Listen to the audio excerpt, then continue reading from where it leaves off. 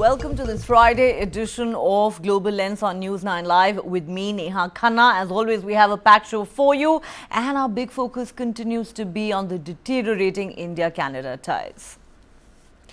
To say that India-Canada ties have plumbed the depths in recent days may be an understatement. Every day, the tensions seem to escalate, and new facts coming to light don't help matters. A report by America-based CBS News says that Indian diplomats in Canada were under surveillance for a long time. According to the report, the Canadian government has amassed both human and signals intelligence in a months-long investigation into the killing of Khalistani separatist Hardeep Singh Nijjar, which has inflamed the country's relations with India. That intelligence includes communications involving Indian officials and Indian diplomats present in Canada. The report, which quotes Canadian government sources, further says the intelligence did not come solely from Canada. Some of it was provided by an unnamed ally in the Five Eyes Intelligence Alliance.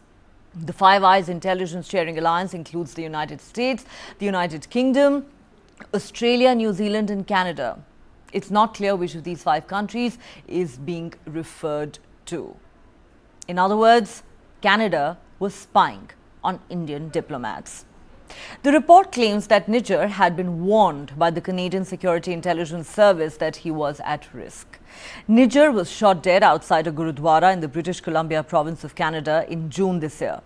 The report further states that Canada's National Security and Intelligence Advisor, Jodie Thomas, was in India for 4 days in August and again for 5 days this month. And this particular visit overlapped with a tense meeting between Canadian Prime Minister Justin Trudeau and the Indian Prime Minister Narendra Modi during the G20 summit in New Delhi. Canada has made the allegation that the Indian government was involved in Nijjar's killing. Hardeep Singh Nijjar was a Canadian citizen. Prime Minister Justin Trudeau, who first made the allegations in the Canadian Parliament on Monday, has said he stands by his remarks. Speaking in New York, where world leaders are attending the UN General Assembly, Trudeau said, and I quote, "I can assure you that the decision to share these allegations on the floor of the House of Commons was not done lightly. It was done with utmost seriousness." However, neither Trudeau nor his government have released any evidence to back these claims, which India has rejected as absurd and politically motivated. In fact, in a hard-hitting press conference on Thursday, India's External Affairs Ministry said Canada was becoming a safe haven for terrorists and asked Ottawa to take action against those who have terrorism charges against them or send them to India to face justice. Amid the diplomatic standoff, India has suspended its visa services for Canadians, citing security threats that were disrupting the work of its officials, and asked Canada to reduce its diplomatic presence in New Delhi. Earlier, the two countries had announced tit-for-tat expulsions of each other's diplomats and issued travel advisories to their respective citizens. Meanwhile, there is another report in the Financial Times which says that US President Joe Biden and other leaders who are Canadian allies expressed concern to Indian Prime Minister Narendra Modi at the G20 summit about these Canadian claims. The publication states that several members of the Five Eyes raised the issue with Prime Minister Modi and that Biden felt it was important to raise the issue directly with his Indian counterpart. This after Trudeau broached the matter with these countries. Responding to questions about this controversy, US National Security Advisor Jake Sullivan has said the US is in touch with Indians at the highest levels with regard to this case. He added that Washington is giving India no special exemption in the matter. Interestingly, Sullivan also said, "I firmly reject the idea that there is a wedge between the United States and Canada over this issue." Analysts say this situation has put some Western nations in a tough position as Canada has been a long-standing partner and ally, while those countries are also seeking to build strong ties with New Delhi to counter the influence of China in the Asia-Pacific region. Let's now turn our attention to Hardeep Singh Nijjar, the man whose killing has sparked the diplomatic row between India and Canada. Nijjar had been designated a terrorist by India in 2020. He was accused of supporting terror attacks in Punjab. India had even sought his extradition in 2022 after he was linked to the killing of a Hindu priest in Punjab. But like on every other occasion, Canada turned down India's extradition request. And it gets worse. Niger, who founded the separatist organization, the Khalistan Tiger Force, which is banned in India, was granted Canadian citizenship just months after an Interpol Red Corner notice was issued against him. Let's remember, once a Red Corner notice is issued by Interpol against an individual, a country is bound to arrest and deport that individual to their home country. Of course, Canada did no such thing, quite the opposite in fact. Meanwhile, Canadian tourists and business travelers are rushing to change flights and inquire about their trip deposits after India suspended visa applications in the country. India's move means most Canadians will not be able to travel to India if they do not already have an Indian visa. Let's now bring you up to speed on another interesting development, which may explain to some extent why Justin Trudeau is acting the way he is. Amid escalating tensions between India and the Trudeau government, a new Ipsos poll has revealed that the majority of Canadians now want the Canadian Prime Minister to step down. The survey revealed that only 31% of Canadians now prefer him as their leader, while 40% are throwing their weight behind the Conservative heavyweight and the principal opposition leader, Pierre Poilievre. Ipsos CEO Darryl Bricker said this gap shows the Conservatives could form a majority government if an election was held in Canada today. While Justin Trudeau maintains that he will lead his Liberal Party into the next elections, a whopping 60% of Canadians believe he should think otherwise. Tonight on Global Lens, we are looking at where India-Canada relations currently stand and whether they're poised to go further south in the days and weeks ahead. Government of India to work with us, to take seriously these allegations and to allow justice to follow its course. There are credible reasons to believe that agents of the government of India were involved in the killing of a Canadian on Canadian soil. That is something of the utmost and foundational importance in a country of rule of law, in a world where international rules-based order matters. We have a rigorous and independent justice system and robust processes that will follow their course. And we call upon the government of India to engage with us to move forward on getting to the truth of this matter. As a country of the rule of law, we have an obligation to ensure that those processes unfold in a rigorous and independent manner, and that is what we are ensuring.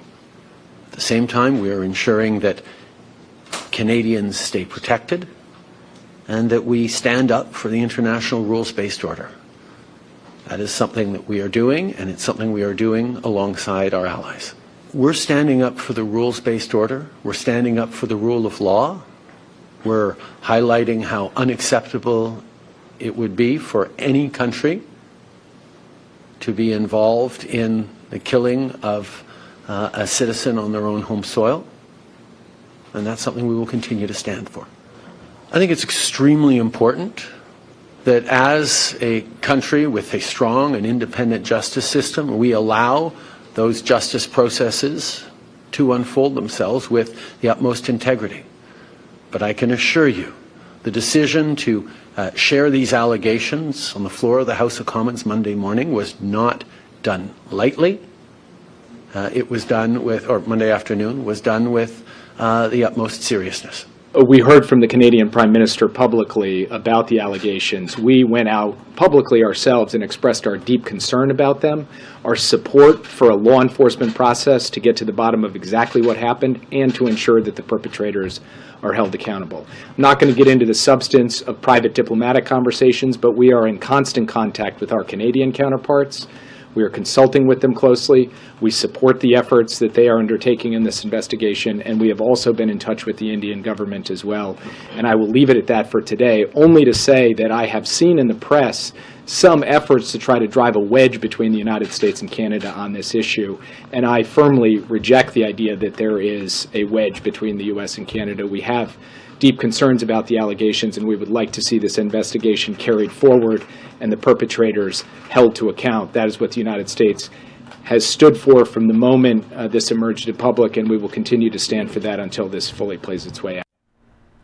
All right, so where do India-Canada ties currently stand, and where are they headed from here? Let's analyze these major developments with our panel of experts. Joining me on Global Lens tonight, Yashovardhan Azad, former Special Director of the Intelligence Bureau, former diplomat Ambassador Suresh Goyal, and completing the panel tonight is former diplomat Ambassador KP Fabian. Thanks so much, gentlemen, for joining me on the show. Yashovardhan Azad, let me start with you. As a quick reminder for our viewers, the CBS News report that we are quoting says that the Canadian government has amassed both human and signals intelligence in a months-long investigation into the killing of Hardeep Singh Nijjar. The report, which quotes Canadian government sources, further says the intelligence did not come solely from Canada. Some of it was provided by an unnamed ally in the Five Eyes Intelligence Alliance. And the intelligence that they claim to have includes communications involving Indian officials and Indian diplomats present in Canada. The bottom line seems to be Canada spied on Indian diplomats. What do you make of these spy games, Yashovardhan Azad? Well, I'm really surprised that on a public platform, the president accepts the fact that surveillance was being done on the diplomatic community, which I think is in itself, I think, the gravest, what you call, mockery of law, international law. Having said that, I'm surprised that Nijjar, which were Khalistani terrorists, was killed on 18th of June. And mind you, before that, just a year back, Ripudaman Malik was killed again in a gang war. And just after Nijjar, just now, recently, another one, Shardul, has been killed, who's again stated to be killed in inter-gang rivalry of the Khalistani terrorists. Now, despite this, the reported version of Nijjar's murder was that there were two masked gunmen who shot at him, and there was another guy who helped them. Now, in these last 3.5 months, according to the statement of the foreign minister, nobody has been apprehended, and she's said that on a public platform that we are searching for the truth. But by the time they were searching for the truth, our diplomat was expelled. So what it means is they have already arrived at a conclusion without completing their investigation. I also heard, and this being aired on the public platform, that much of the so-called evidence which has been gathered cannot be put up in the court, but the friendly countries have been alerted, the Five Eyes, G7, etc., etc. I'm surprised that Canada, whose side is not very well represented in terms of taking action against the Khalistani terrorists, is so concerned about the death of Nijjar and has made such accusations without actually presenting concrete evidence. I'm not aware, I'm not privy to the kind of evidence they are talking about. They're talking about electronic evidence, which obviously means snooping. They have talked about meetings, etc., in Canada, which obviously again means that they are being physically trailed. If this is what the Canadian police or the Canadian government is doing, then I'm afraid our diplomats who are in this panel will have a lot to say.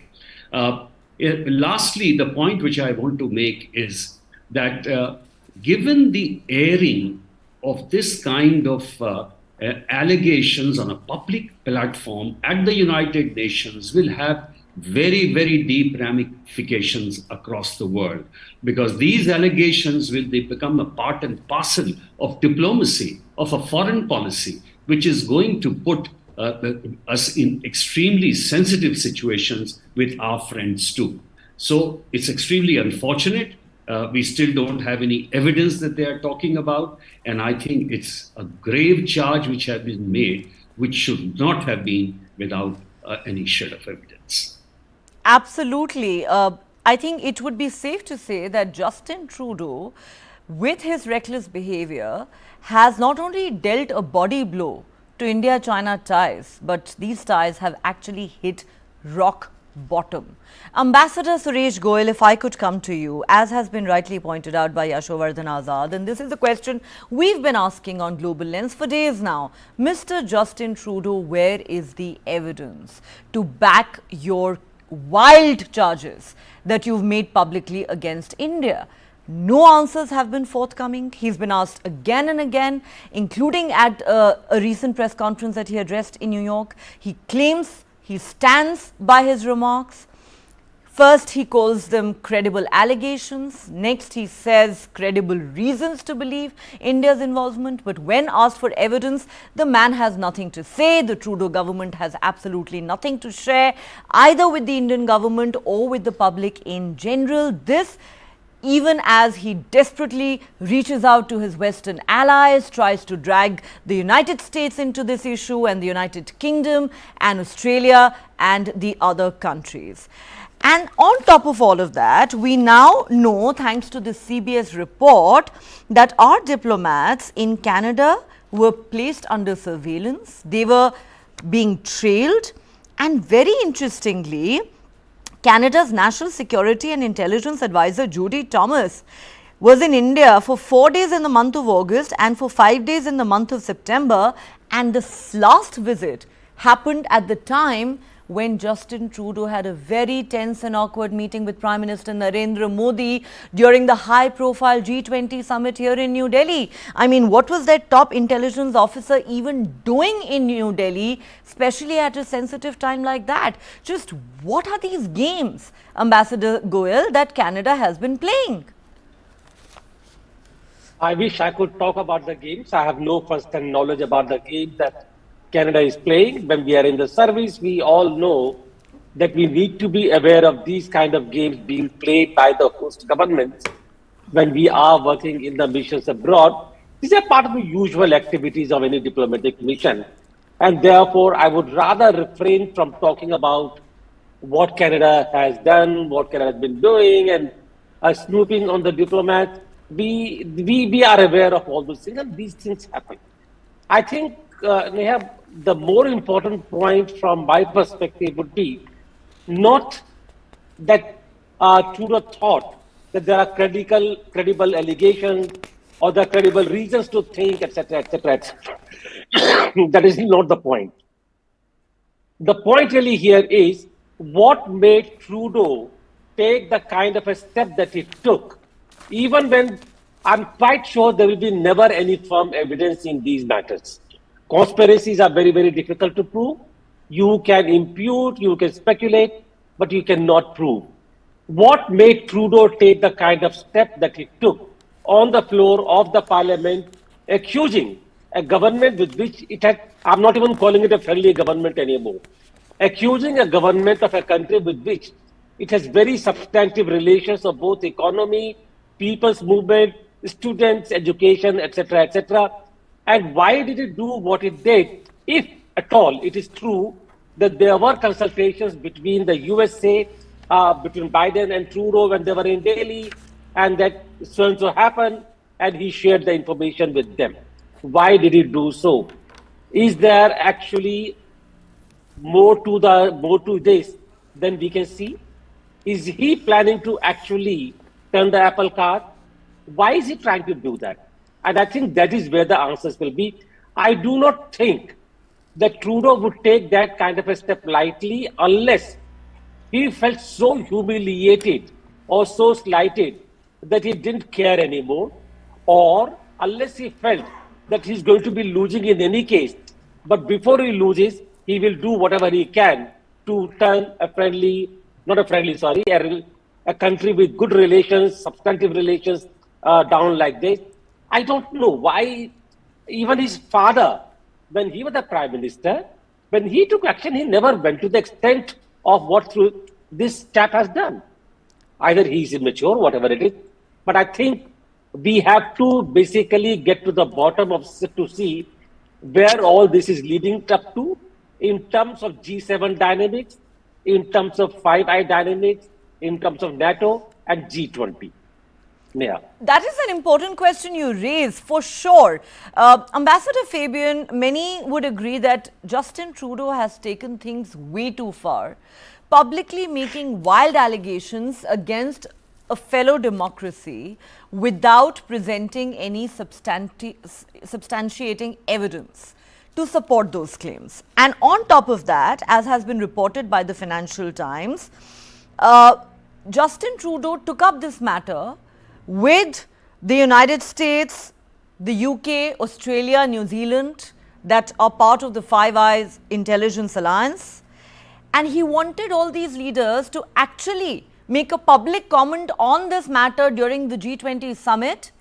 All those leaders refused to do that. But now we're in a situation where the Australian Prime Minister and the American President say that they are keeping an eye on these developments. They take this matter seriously. The National Security Advisor of the United States says no special exemption is being granted to India in this particular case. He even said in that press conference, I firmly reject the idea that there is a wedge between the United States and Canada on this issue. What should we make of all this, sir? What is Justin Trudeau playing at? And the fact that he's not confined it to, a diplomatic war with India, he's trying to drag the G7 nations into this. He's trying to drag the Five Eyes into this. Well, I believe that Justin Trudeau acted in haste.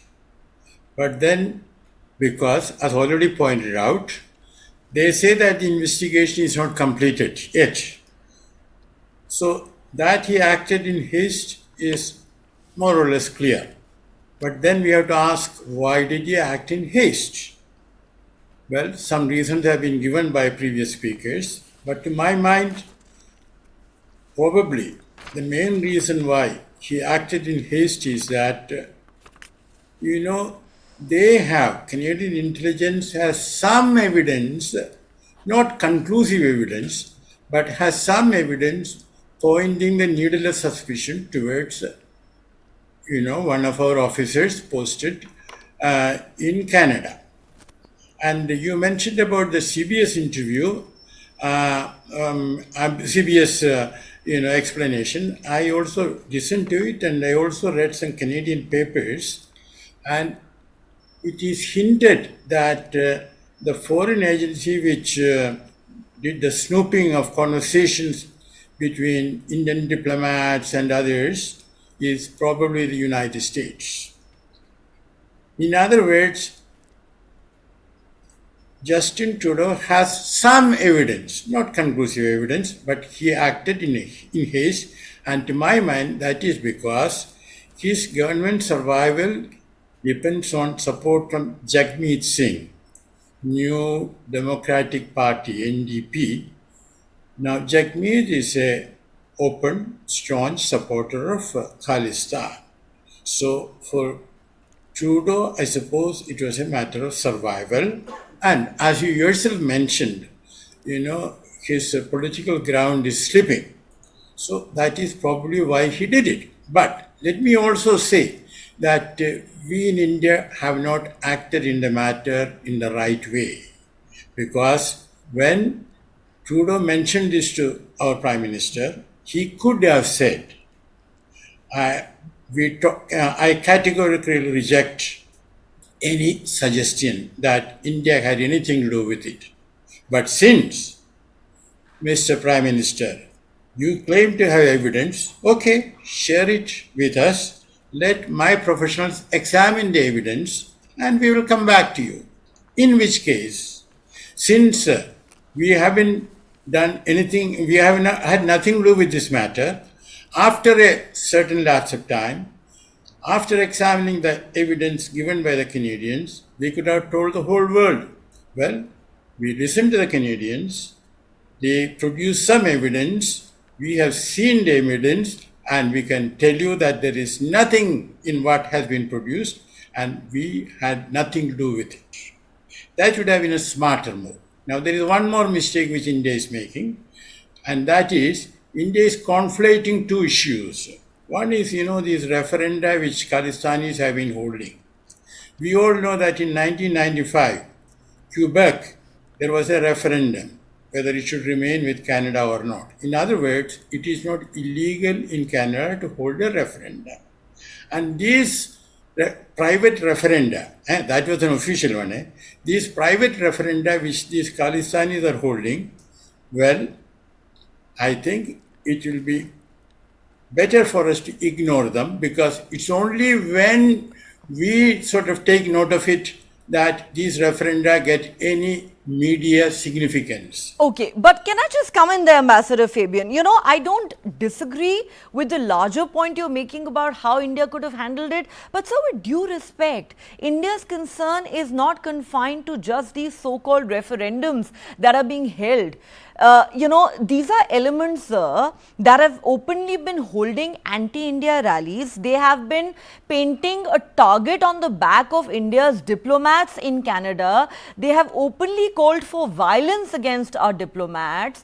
There are posters we've seen that have been plastered all over with pictures and names of our diplomats, including our high commissioners, saying that these are wanted men. They have celebrated the assassination of our former Prime Minister Indira Gandhi. We all know about the circumstances under which she was killed.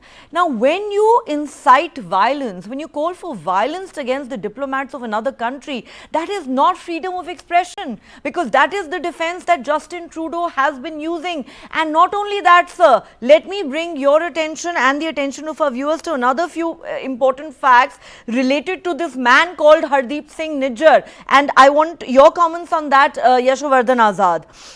This man who's killing, Canada is beating its chest over. Who was this man? He had been designated a terrorist by India in 2020. He was accused of supporting terror attacks in Punjab. India had sought his extradition in 2020 after he was linked to the killing of a Hindu priest in Punjab. But like on multiple other occasions, Canada turned down India's extradition request in this case as well. And Yashovardhan Azad, it gets worse. Nijjar, who as we know founded the separatist organization, the Khalistan Tiger Force, which is banned in India, was granted a Canadian citizenship months after an Interpol Red Corner notice was issued against him. This is not how democracies behave. No, absolutely right. In fact, Nijjar had gone there and as a refugee, and then he applied for Canadian citizenship. In fact, he married there to get that, and yet he was not given the citizenship. Later on, he somehow got it. That is the same case of Shardul, who went in 2017-18. Let me also tell you, Neha, that there are 21 wanted guys still in, still by the NIA, who are in Canada. And NI has a mountain of dossiers against them. Time and again, these dossiers have been shared with the Canadian authorities, but none of them have been extradited or handed back to us. In fact, a very interesting point is that Nijjar's life would have been saved perhaps if he would have been facing trial in India, because there was a reward of 10 lakhs on him. And the Red Corner notice, as you said, had already been given to the Canadian authorities. By the way, Shardul, who was killed in Winnipeg a few days back, had a similar kind of a record. The other thing which I would like to focus on is that there have been death threats to our diplomats in Canada. That's a very, very serious matter. Exactly. Canada has got a law against hate crimes and also incitement. And I would also like to point out, when there was a trucker strike in Canada took very, very strict action against them. But when the Indian authorities have complained about these slogans with Khalistani terrorists which they are putting up everywhere, then it's freedom of speech for them. Yes, that is freedom of speech. And Mr. Trudeau himself had gone to for a function in 2017 where they were openly eulogizing the Khalistani terrorists. So in this, if you see the scenario, I think India was virtually pushed to this. For the last 40 years, in fact, this has been similarly going on. And that is why you will see that there are hardly any visits, state visits from our side to Canada. So I think we are precariously placed as far as the relations go. Yes, and I will again stress this point, you don't snoop around diplomats of friendly countries. No, this is a very serious issue. And whether the Prime Minister is facing internal problems there or not, it is not our business. He is the Prime Minister, and when he makes a statement, he should take full responsibility for it. I couldn't agree more with you, Mr. Azad. To think that, you know, our diplomats were placed under surveillance here, perhaps it is time for India to register a counter-protest with Canada over this issue. You know, and Ambassador Goyal, if I could come back to you at this point, you know, of course, Yashwardhan Azad is right in pointing this out, and we've been reporting this for days now on Global Lens. According to Indian agencies, there are at least 9 pro-Khalistan organizations that have been operating freely from Canadian soil for years and years together. Babbar Khalsa, Khalistan Tiger Force, Sikhs for Justice, so on and so forth. Multiple dossiers have been handed over to Canadian authorities with concrete evidence of their involvement in multiple crimes and illegal activities, including murders, including killings in Punjab, terror activities in Punjab. None of this is freedom of speech. If you're going to threaten our diplomats, call for violence against them, then that is not freedom of speech, as Justin Trudeau puts it. But here's a country which continues to look the other way. And at the end of the day, Justin Trudeau is somebody who's actually seen as not just a sympathizer, but as an active supporter of these elements who've not only been voting for him over the years, but as has been pointed out, some of them are actually part of his government. What does that make him if not an active supporter and enabler of anti-India forces?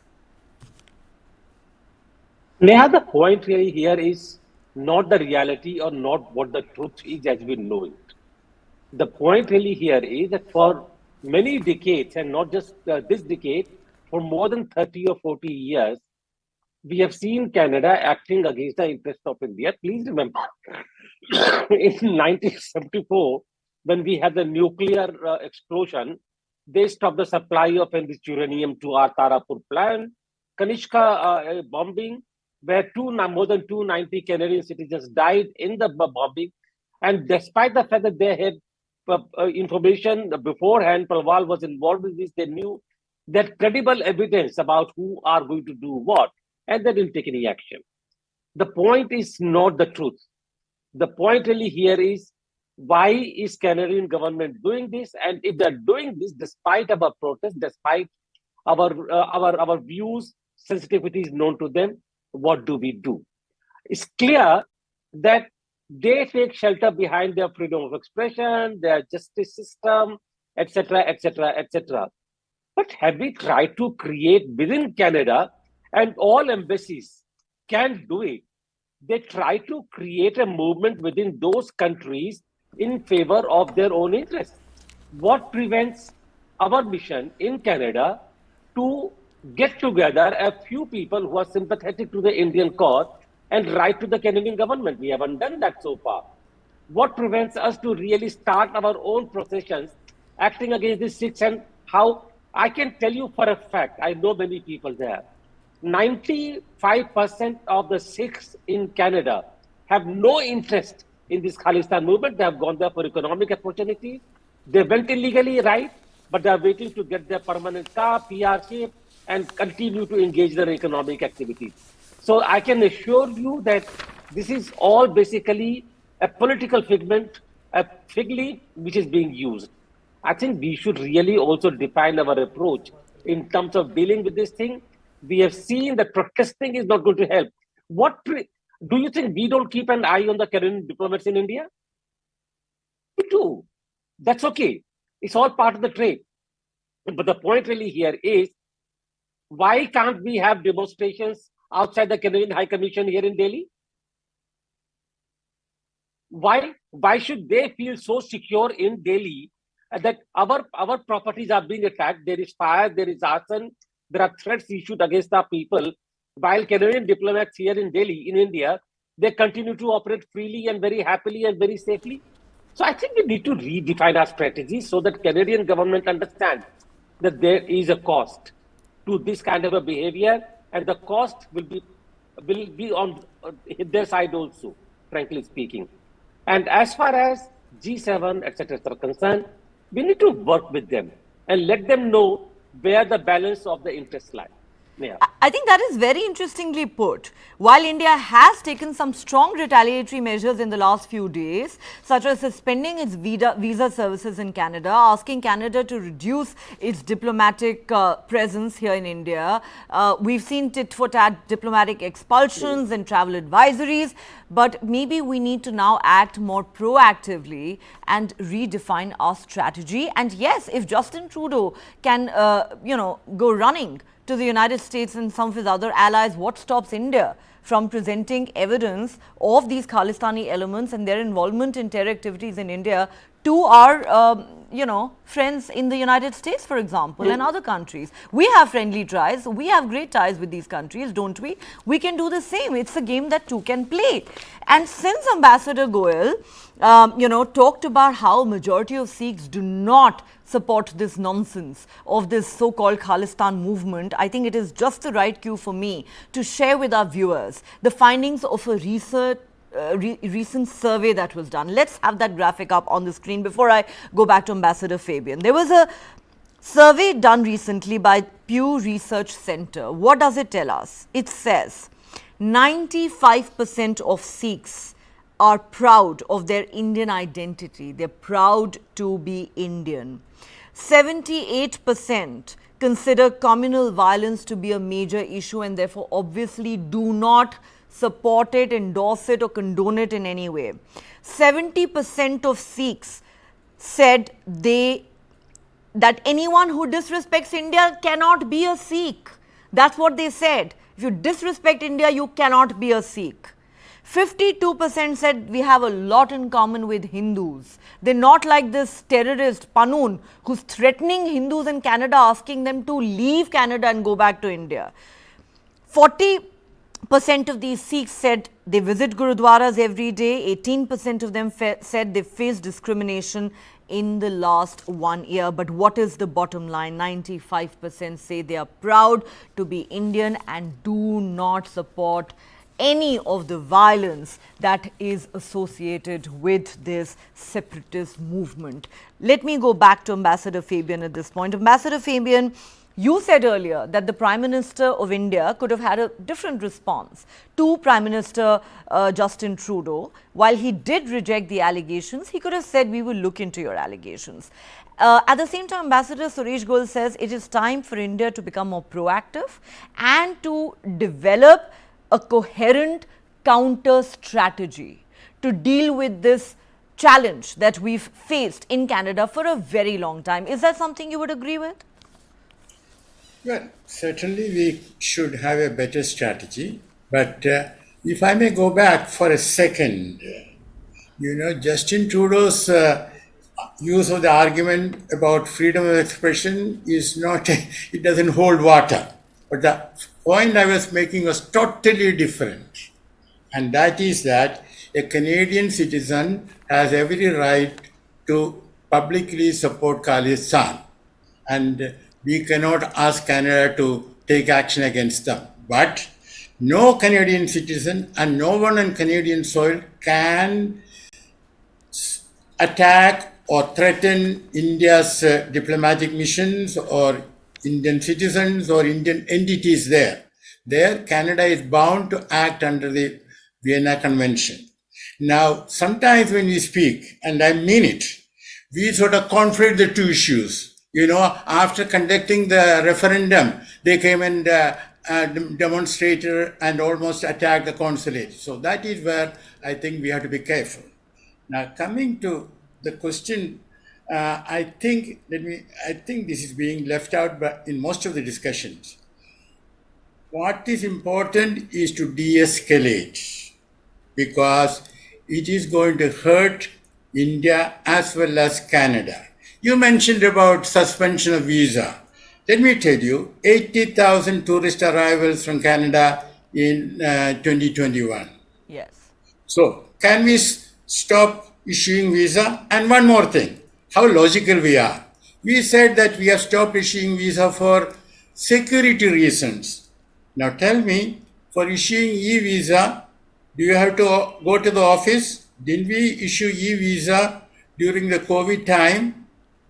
So, and then we also have said that a Canadian passport holder cannot get an Indian visa even in a third country.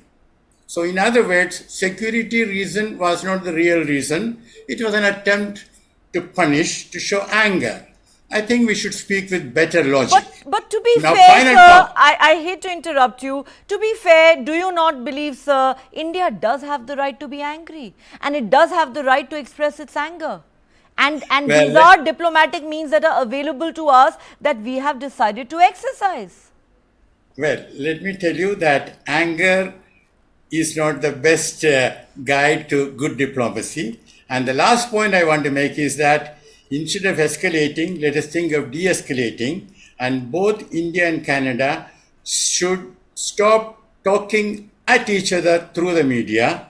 And second step is they should appoint a special representative they can meet at a neutral place without the media glare and come out with a compromise at referendum to their respective governments. This is very important rather than escalate. Showing anger, well, as I said, it is human, it is natural, but I don't think it's the best part of diplomacy. Sir, I do not disagree with you that de-escalation is the need of the hour. The question is, how do you bounce back from where we are right now? Because I think thanks to Trudeau's recklessness, India-Canada ties have hit rock bottom. Just a year ago, it would have been inconceivable that, you know, there would be this sort of a situation where we would be expelling each other's diplomats and asking for, you know, another country's, for Canada's mission here to be downsized and for the visa services to be suspended. I think this would have been inconceivable just a year ago. But Ambassador Goyal, couple of questions to you, sir. Number one, I want to quickly point out to you and the viewers the findings of this recent Ipsos poll that suggests that a majority of Canadians want Justin Trudeau to actually step down as Prime Minister. Only 31% prefer him as their leader. 40% are throwing their weight behind his Conservative opponent. And the CEO of Ipsos, the agency that carried out this survey, says the gap shows that the Conservatives would actually form a majority government if an election were to be held in Canada today. And Justin Trudeau is on record as saying, of course, I'm going to lead the Liberal Party into the next election. A whopping 60% of Canadians seem to believe he needs to rethink that.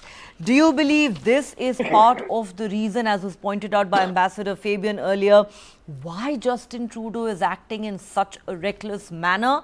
That's question number one. Question number two, of course, there should be de-escalation. How do we dig ourselves out of this hole? Frankly, Justin Trudeau started this diplomatic war. Very short answer to the two of them. First of all, I think Trudeau might have started the whole thing this time basically to get election sympathy. It might have been the case, but clearly he has not been able to gain much because of this factor. And hopefully next year we would have a Conservative Prime Minister who will see things in a different manner. The thing that is needed to really restore the situation to before Trudeau is for Trudeau to go. I hope it happens next year, because I don't see any really possibility if Trudeau were to really apologize, and if not to apologize, at least to go back to really making some attempt to restore relations, things might work out, but I don't see him doing it. Number two, in terms of our own attempt at de-escalation, I think de-escalation is possible, provided Canada does take some action on the terrorist modules in Canada and on threats against the Indian High Commission and consulate properties. But again, I don't see that happening before the next state election. So all said and done, while we keep on making all kinds of things and we keep on activating people within Canada to write to the minister, to write to the government, to raise objections, to raise concerns about what is happening there in terms of these Khalistani elements, they should keep on doing that. Take out the jalousies, take out the processions. In the meantime, patiently, without getting angry again, Neha, wait till next year. Wait till next year. Yes. Okay, so drop your anger and wait till next year. I would have to agree with you, the Ambassador Goel. Perhaps Justin Trudeau's ouster as Prime Minister of Canada would bring huge relief to India and Canada ties. There are some who have pointed out that the problem is not between India and China. The problem is actually between Justin Trudeau. I beg your pardon, did I just say China? The problem is not between India and Canada, the problem is between Justin Trudeau and India. And also, yes, I agree with you, gentlemen, there should be de-escalation, but let's be very clear, we didn't start the fire. On that note, Yashovardhan Azad, Ambassador Suresh Goel, Ambassador KP Fabian, thank you so much for your time and perspective on this show. All right, on that note, let's slip into a quick break here on Global Lens. There's more on the other side. Stay with us.